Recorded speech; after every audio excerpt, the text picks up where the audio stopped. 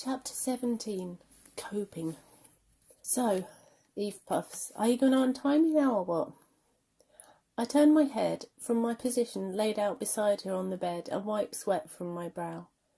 I was thinking about just leaving you there like that. I quip, one corner of my mouth tilting upwards. That has its bonuses.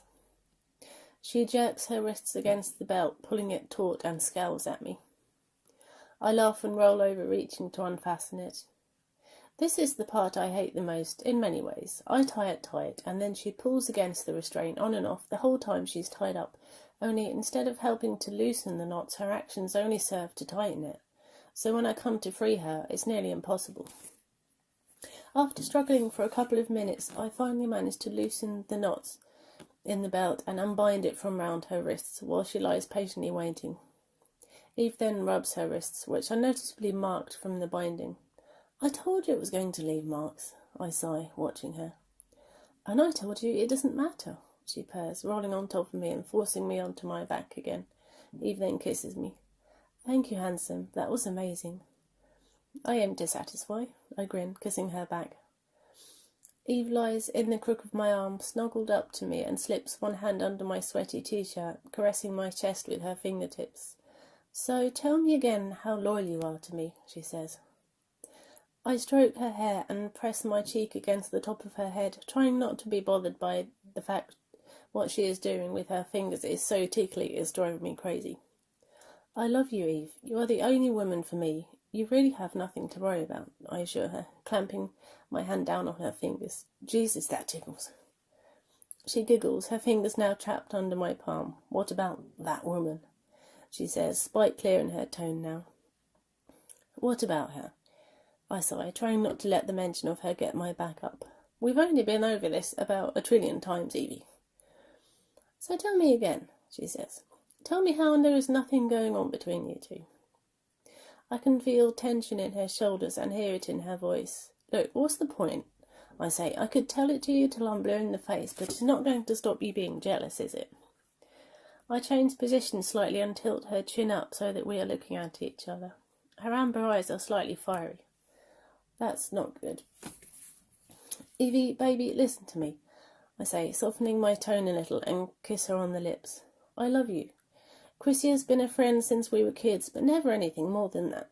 In case you forgot, you and I are having a baby. I move a hand down and stroke her belly. I'd be a fool to jeopardise what we have. You need to kick that green-eyed monster to the curb for good, because it has no legs to stand on. Or else you might end up being the one doing the jeopardising, because I can't deal with this over and over again. You can't deal with it? She laughs, but the sound is hollow. You're not the only one.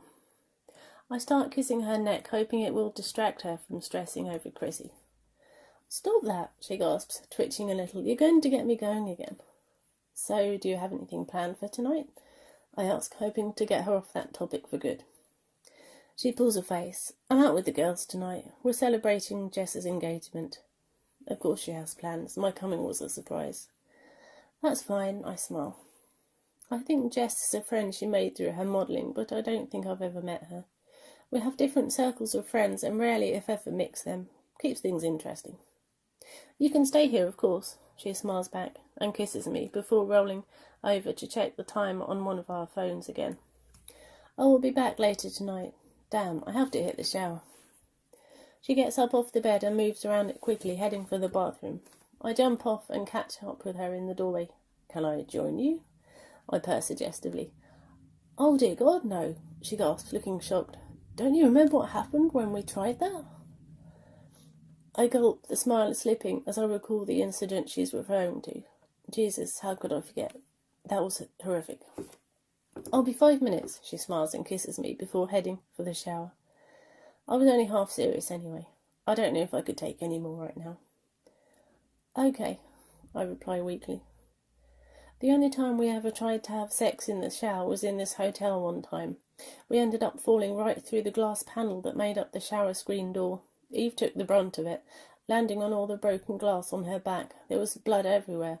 She got shards embedded in her butt, and they left scars which she is still self-conscious about today.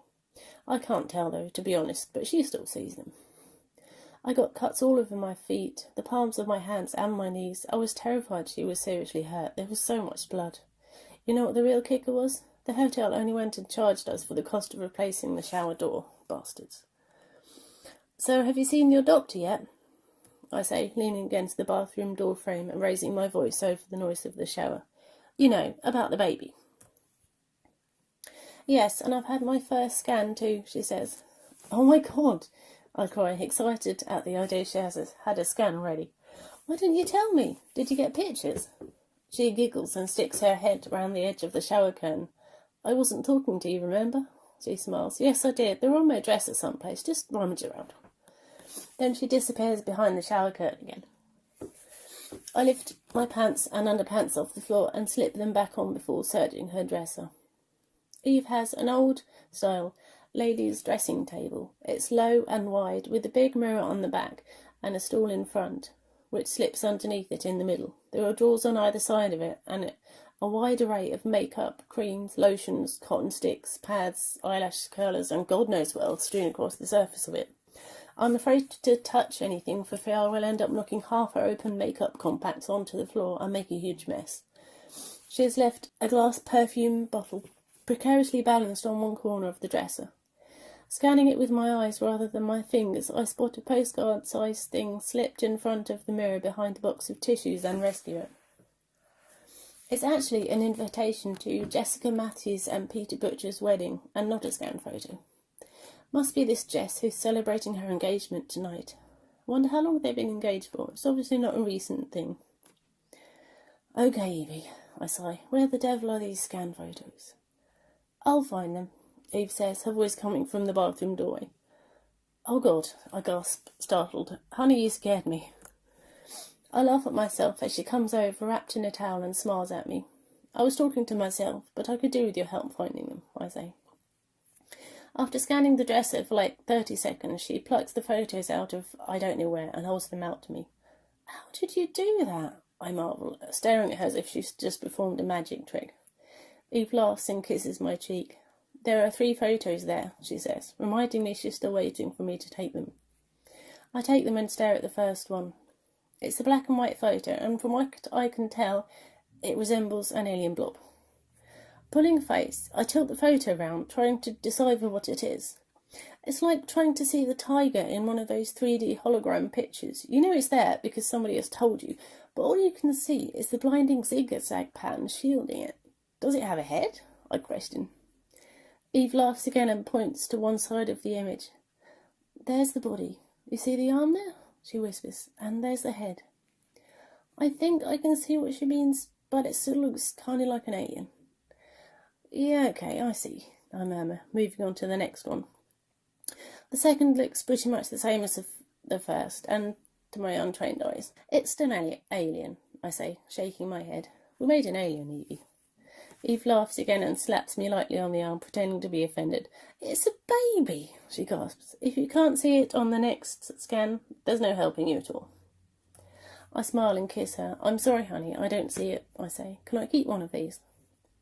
I have a quick look at the third photo and see it's a 3D colour photo. But the baby is still an alien blob, only now it's in 3D. Sure, she says. Eve takes them back and hands me one of the black and white ones. Thanks. I slip it into my wallet. So, did you find out what sex the baby is? Maybe I don't want to know, she purrs, moving towards her drawer unit. I watch her begin to dry herself with the towel, with her back to me. Okay, I did ask, she adds after a moment, but they couldn't tell for sure yet. Okay, I smile, fastening up my belt. You know, Evie, you shouldn't worry about the baby ruining your figure. I go up behind her as she slips into a pretty dress and slide my arms round her waist, resting my chin on her shoulder. You will always be beautiful, and that little miracle is not going to alter that one bit, I purr, kissing her cheek. She giggles and covers my arms with her hands. Always so positive and flattering. Thank you, honey. I start kissing her neck too, and she giggles more furiously, wriggling away from my embrace. Watch it now, Miller, she exclaims, grinning. I've got to get ready and go, honey. No more time for any of that. If I'm not there to meet the girls at the arranged time, they might think I'm not coming, and we can't have that. I watch her turn to one of her 3 mirrors and begin arranging her hair. "What are you going to do when I'm gone?" she says. I go over to where my phone is charging and check the progress. "I'll probably just fall into a bottle of whiskey or something," I say, glancing back at her, "or whatever I can find. You're sticking to juice tonight, right?" "Of course," she exclaims, setting down her hairspray bottle and lifting a mascara wand.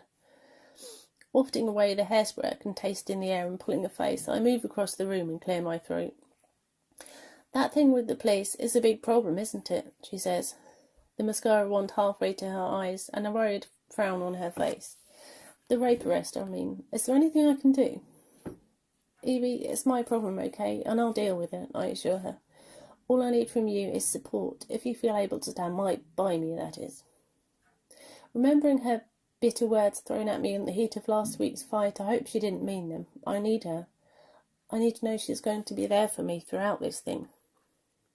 She meets my eyes in the mirror and purses her lips, sighing deeply. "Of course I can stand by you. Don't be stupid, Mike. I never thought you raped that woman," she says. "I just hope nothing further comes of it." "Well, that makes 2 of us." I shake my head slightly. I can't believe this is the same woman talking right now. The one that was so ready to condemn me last week. She's fickle, that's what it is. "Thanks for having faith in me, by the way," I say. She lifts the mascara wand to her eyelashes and starts applying it. "You're welcome, honey," she murmurs, concentrating on her lashes. "So you're still flying out to the Caribbean later tonight, are you?" I say, trying to recall her schedule. She shakes her head and starts on the other eyelashes. "In the morning," she says. "Oh, okay," I nod. A random wave of sadness washes over me. Noticing Eve's pink, fluffy bathrobe draped over a chair, I lift it up and catch a whiff of her scent.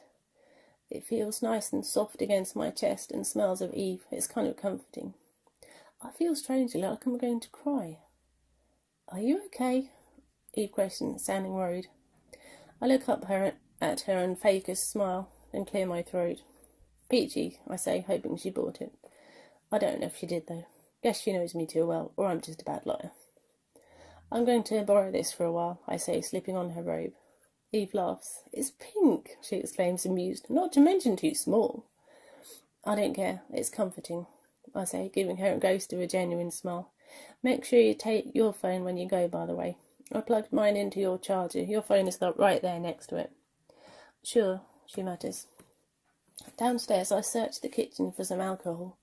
I was hoping for some whiskey or beer or something, but all I can find is wine and champagne. Eventually I find an old bottle of rum under the sink. It's not what I'd have selected out of choice, but it's preferable to wine or champers. Heading into the front room, I go to the window and draw the curtains. There are still damned paps lurking out there, like flies circling a dying carcass and waiting for the time to feast. Don't they have anything better to do? Anyone else to harass? "Nosy cunts," I mutter as I slide the curtains together. Flopping onto the couch, I dig the remote out from between the cushions and turn on the TV. Opening the rum, I take a sip and immediately regret it, pulling a face. Oh God, I think I'm going to be sick. Straight rum tastes like donkey piss, but it should erase the shit stain that is my life, for tonight anyway. "So, did you hear about Michael Miller?" the guy on the TV is saying. "Last month I would have trusted him with my wife, but last night I wouldn't have trusted him with my daughter. Although that being said, he's a lovely guy. So lovely, he just couldn't take no for an answer." The audience he's talking to laughs on cue, and I wonder what they find so funny. "Screw you," I mutter, switching channels. "Arsehole." It just goes to show that people are going to believe whatever they hear about me. Anybody who has heard about rape has probably already convicted me in their minds. I take another mouthful of rum and grimace at the nauseous feeling that follows the taste. These days, it's trial by media way before you get near a court of law, if that even ends up on the cards. Forget innocent until proven guilty. That has long since flown out of the window. Sins are now played out in the court of public opinion, and I'll tell you what, they are a rough crowd. The reporters present facts to the world, and the public acts as judge, jury, and executioner. It doesn't matter what these so-called facts are or how much of it is bullshit. My life is already over, and I can't deal with that. "Hey." Eve's soft voice commands my attention from the doorway behind me. "Are you okay? What are you doing?" I glance round at her before taking another drink, grimacing into the bottle. "Coping," I mumble, forcing the rum down my throat. "You look beautiful, Evie. Have a good night." "Are you going to be all right on your own tonight?" she says. "Sure." I reply, not turning to look at her again and knocking back more rum. I'm not even going to attempt to sound like I mean it. I just wish she'd go already. I hear her sigh deeply, followed by the sound of her heels clicking across the floor, and then the front door closes behind her. Maybe I should have made more of an effort to seem okay, so she doesn't worry about me all evening, but I just don't have the strength. If this rum doesn't start tasting better real soon, I swear I'm going to upchuck.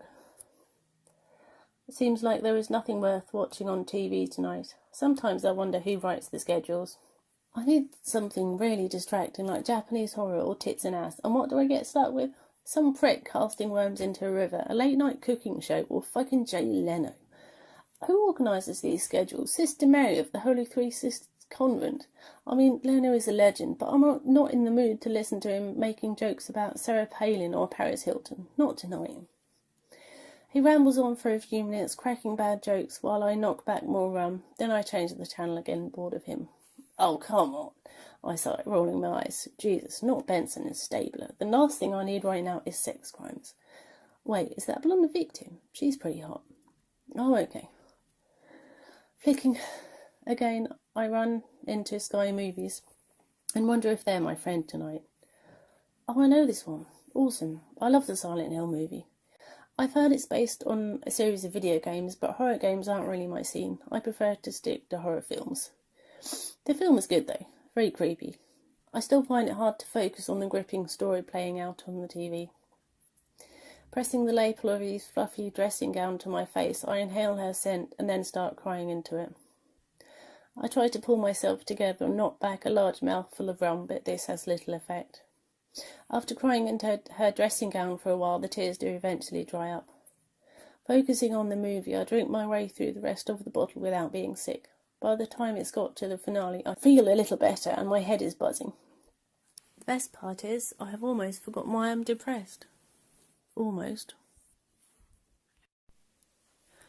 This story is now available as an ebook, so please check out the link in the description. I'd love it if you would buy it. And please note that you don't have to own a Kindle to read ebooks, because I don't know if everyone knows this. There is an app that's available. So yeah, please check it out. It's so exciting.